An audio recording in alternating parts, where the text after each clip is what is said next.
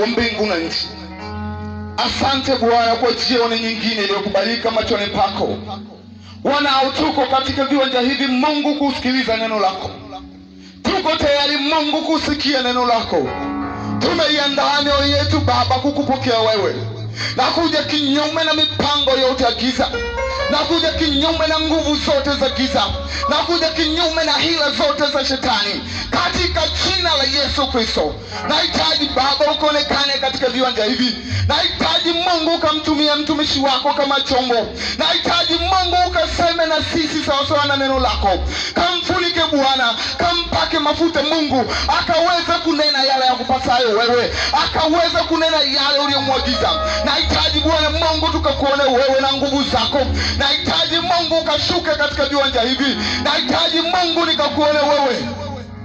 Asante kwa sababu wewe ni Baba mwema, unasikia na unajibu sawa sawa na mapenzi yako. Makutano kila mmoja aseme amen. Mpigie Yesu makofi wakati mtumishi wa Mungu anapita.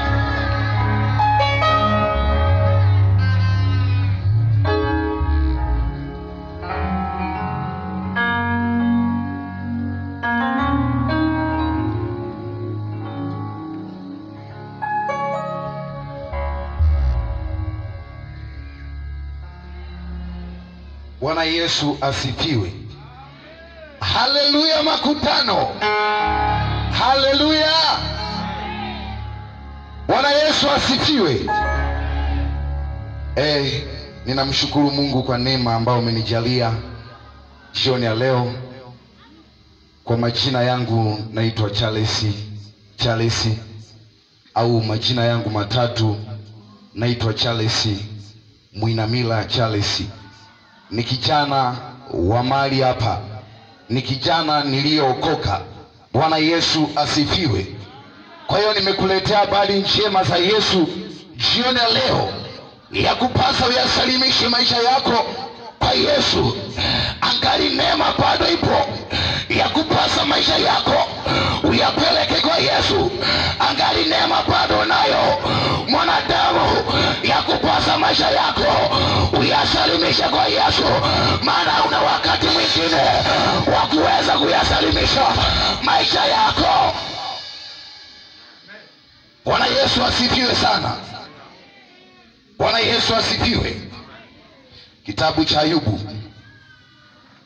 Ayubu sura ya 14 mstari wa kwanza hadi wa pili, kisha nitasoma wa 5. Biblia inasema, mwanadamu aliyezaliwa na mwanamke, siku zake za kuishi si nyingi, naye hujaa taabu. Yeye huchanua kama vile ua, kisha ukatwa, ukimbia kama kivuli, wala hakai kamwe. Mstari wa 5, kwa kuwa siku zake zimeamriwa, hesabu ya miezi yake unayo wewe, na umemwekea mipaka yake asiyoweza kuipita.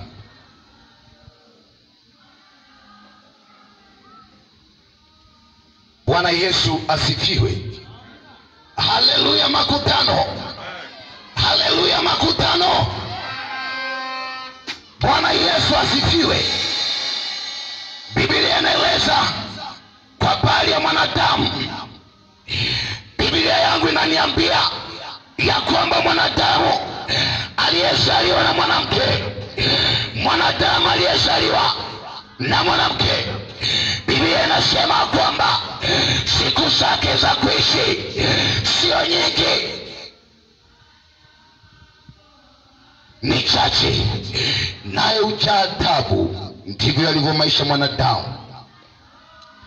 Naam, ndivyo yalivyo maisha ya mwanadamu chini ya jua. Maisha ya mwanadamu aliyezaliwa na mwanamke, siku zake zinahesabika, siku zake zinahesabika. Upo wakati ambao mwanadamu utafika wa kuondoka duniani. Upo wakati ambao unafikia mwanadamu anaondoka duniani.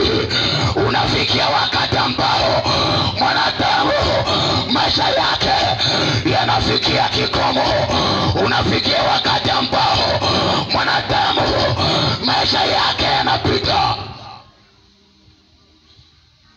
Bwana Yesu asifiwe. Bwana Yesu asifiwe. Bwana Yesu asifiwe. Makutano, hebu nyanyua mikono yako, upigie Yesu makofi. Pigia Yesu makofi. Haleluya, haleluya. Maisha mwanadamu, Biblia inaeleza ya kwamba maisha mwanadamu ni mfano wa ua. Ni mfano wa ua. Ua leo linaweza kuonekana limetupua, ua leo linaweza kuonekana linapendeza, lakini kesho utalikuta limenyauka.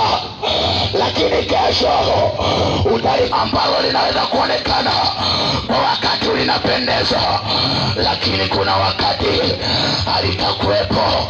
Ndivyo alivyo maisha mwanadamu. Waweza kuonekana sasa, lakini kesho hatakuwepo. Ndivyo alivyo maisha mwanadamu.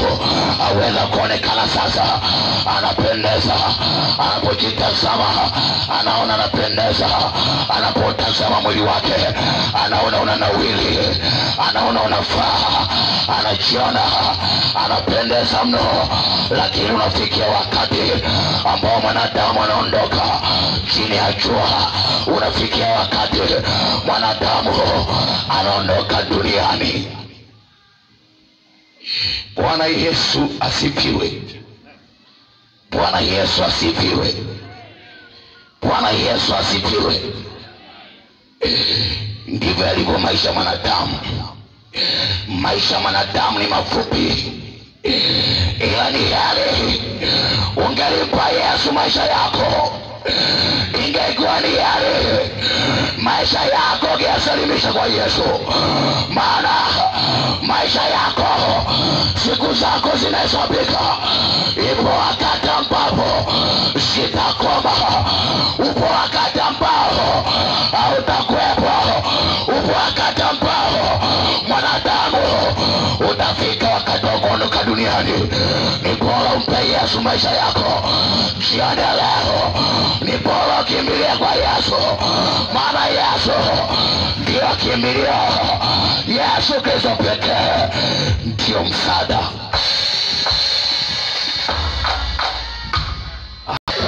Mwanadamu, ni heri maisha yako mkabidhi Yesu, kwa sababu mwanadamu anapokula, anaposhiba, anajiona ya kwamba iko salama sana.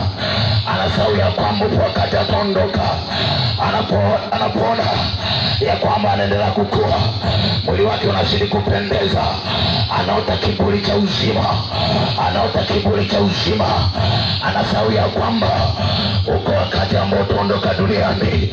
Anasahau ya kwamba uko wakati pumzi yake itakoma, uko wakati ambao mwanadamu pumzi yake itanyamaza.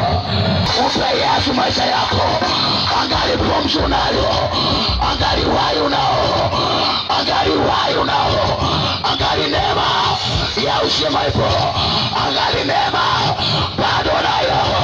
Mwanadamu, ni heri umpe Yesu maisha yako. Ni heri umpe Yesu maisha yako. Maisha yako mpe Yesu. Maisha yako mpe Yesu. Maisha yako mpe Yesu, kwa sababu kwa wakati ambao utaondoka duniani, uko wakati ambao utakufa, uko wakati ambao utakufa. Utakuwa mgeni wa nani uko nakokwenda? Utakuwa mgeni wa nani wewe unamkataa Yesu? Kwa sababu mbinguni hawapokelewi ambao hawajamkiri Yesu, angali wako hai. Mbinguni hawaingii wale ambao hawajamkiri Yesu, angali wako hai. Mbinguni hawaingii watu wanaombewa baada ya kufa. Baada ya kufa, Biblia inaniambia ni hukumu. Baada ya kifo ni hukumu. Baada ya mwanadamu kuondoka duniani ni hukumu. Maana yake hakuna wakati wakati mwingine wa kujitetea. Maana yake hakuna wakati mwingine wa kujitetea, hakuna wakati mwingine wa kutengeneza. Ni heri mkazi wa Ndala utengeneze maisha yako. Ni heri mkazi wa Ndala uyasalimishe maisha yako jioni leo. Ni heri.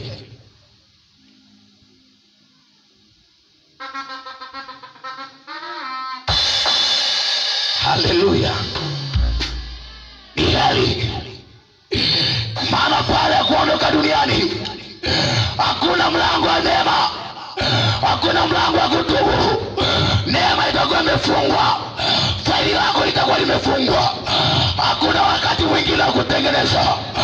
Mwanadamu, ni heri ukisikia injili, ni heri ukisikia injili, ni heri ukimpa Yesu maisha yako jioni leo. Utarudi kwenye mavumbi ulikotoka. Jiulize, baada ya kuondoka duniani utakuwa mgeni wa nani? Utakuwa mgeni wa nani? Utakuwa mgeni wa nani? Ni heri maisha yako mpe Yesu jioni leo.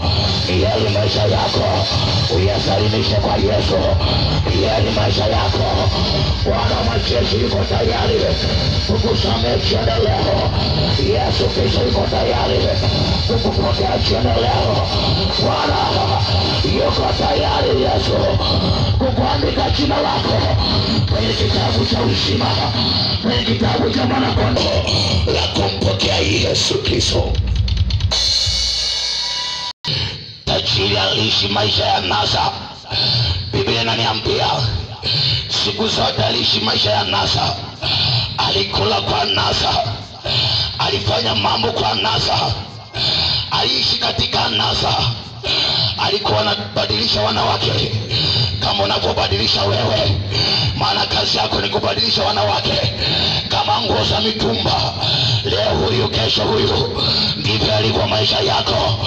Unaishi maisha ya nasa, unatembea katika nasa, unaishi katika nasa, unaishi maisha ya nasa. Kazi yako ni kuzini tu, kazi yako ni kuiba, maisha yako ni mabaya. Unaishi maisha ya dhambi, unaishi maisha ya kuzini, maisha ya kubadilisha wanawake. Wanawake mtaani kwako karibia watu ulishawapitia. Ndivyo alivyo maisha yako. Unaishi maisha ya nasa, unaishi maisha ya nasa. Lakini sikiliza nikwambie, upo wakati ambao hizo nasa zako unazozifanya, uzinzi wako unaofanya hautaweza tena kufanya. Ukahaba unaofanya hautaweza kufanya. Umalaya unaofanya hautaweza kufanya. Wakati huo, wakati utakuwa ndani ya jeneza, wakati utakuwa ndani ya jeneza, wakati huo nafsi yako inapata mateso kuzimu, kwa sababu umekufa katika dhambi na Yesu kutaka kumpokea. Ulieleza habari za Yesu, habari za Yesu ukaziona zifai. Tulikutangazia habari za Yesu, ukaziona habari za Yesu hazina maana. Ni heri jioni leo uisikie sauti ya Mungu. Ni heri jioni leo uisikie sauti ya Mungu. Hakuna wakati mwingine wa kuweza kutengeneza zaidi ya wakati huo. Hakuna majira mengine ya kutengeneza zaidi ya sasa hivi. Ni heri utengeneze maisha yako. Ni heri mwanadamu umpokee Yesu. Ni heri, ni heri. Mungu asema bado kwake, Mungu asema bado kwao, bado kwa mlango, bado kwa mlango. Yale, yale. Ikawa imefika wakati wa tajiri kuondoka duniani. Tajiri baada ya kufa akaenda kwenye mateso, akaenda kwenye mateso ya kutisha mno, ya kutisha mno. Nataka nikwambie mkazi wa Shinyanga, mkazi wa Ndala, laiti ambao wanakufa wangekuwa wanarudi, wanakuja wanasimulia yale wanayakutana nayo. Ni ni mateso ya ajabu, ni mateso ya kuhuzunisha mno, ni mateso ya ajabu, ni mateso ambayo hakuna mfano wake. Ni hali mkazo wa ndala upokea Yesu. Ninakushauri jioni leo, ninakupa ushauri bure, ninakupa ushauri bure. Heri upokea Yesu, heri upokea. Asifiwe Bwana Yesu, asifiwe. Yesu yuko tayari kukusamehe. Yesu yuko tayari, yuko tayari Bwana kukusamehe, yuko tayari. Acha kung'ang'ania dini ulionayo, acha kung'ang'ania dini ulionayo, zehebu ulilonalo, acha kung'ang'ania zehebu. Zehebu halina mbingu ya kukupeleka. Dini haina mbingu, dini haina mbingu ya kumpeleka mwanadamu. Yesu pekee ninayekutangazia habari zake jioni leo. Huyo ndiye mwenye mbingu, huyo ndiye atakayekuwezesha kukaa maisha mazuri, kukaa maisha mazuri. Huyo ni Yesu pekee ninayekutangazia jioni leo, ninayemhubiri jioni leo. Huyo ni Yesu pekee yake. Ukimpokea huyo, mauti ya pili haitakuwa na masala juu yako. Maana yake ziwa la moto, jehanamu, haitakuwa na masala kwako.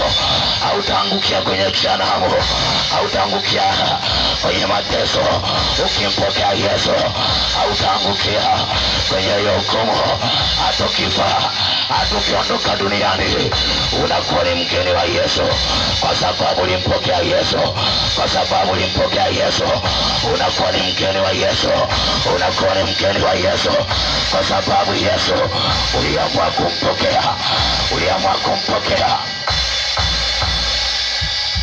Haleluya makutano, haleluya, haleluya. Hebu inua mikono yako mpigie Yesu makofi. Inua mikono yako mshangilie Yesu.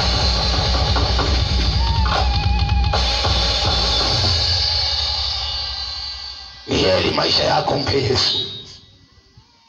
Heri mkazi wa ndala, ni heri tunakuhubiri injili wema.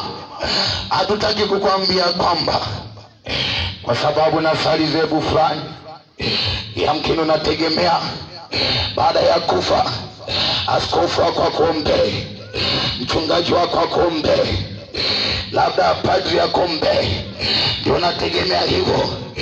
Sikiliza nikwambie, Biblia inavyosema kwamba baada ya kifo ni hukumu.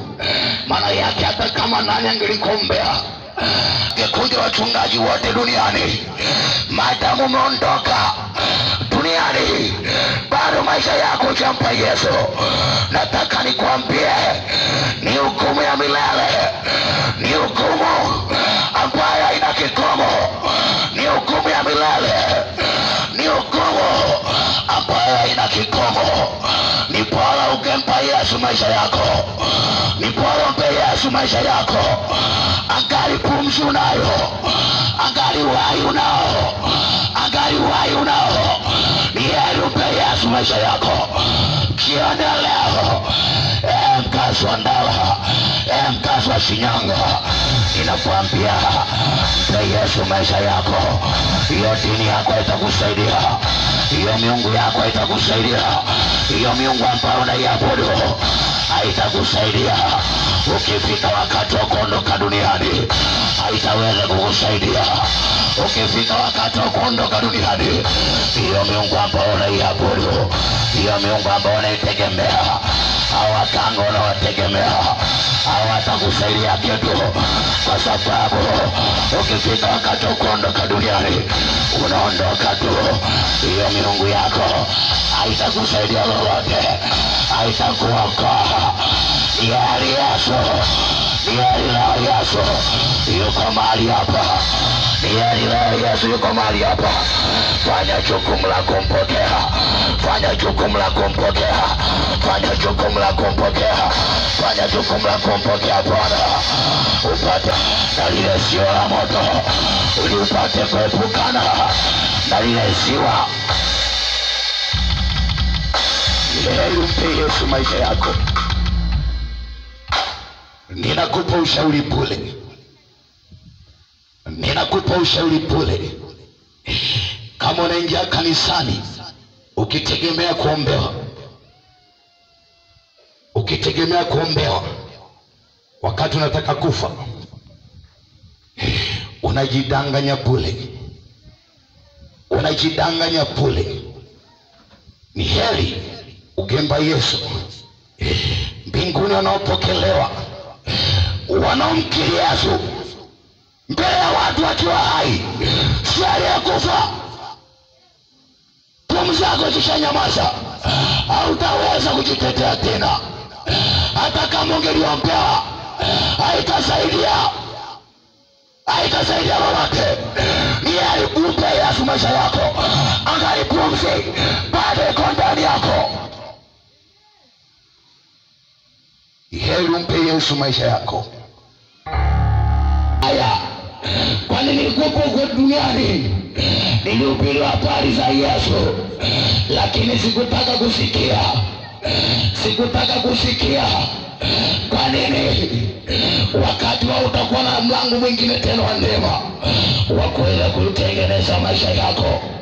Ni heri ungelitengeneza maisha yako.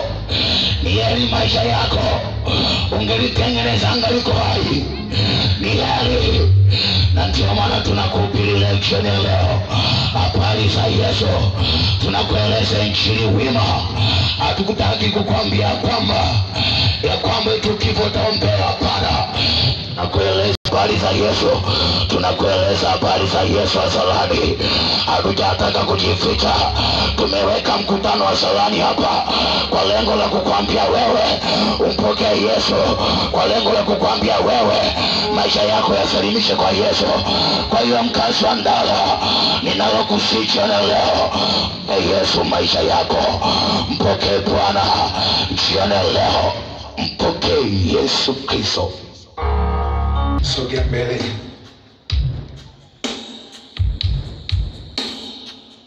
Sogea mbele, sogea mbele. Tusogee watu wote, tusogee. Sogea.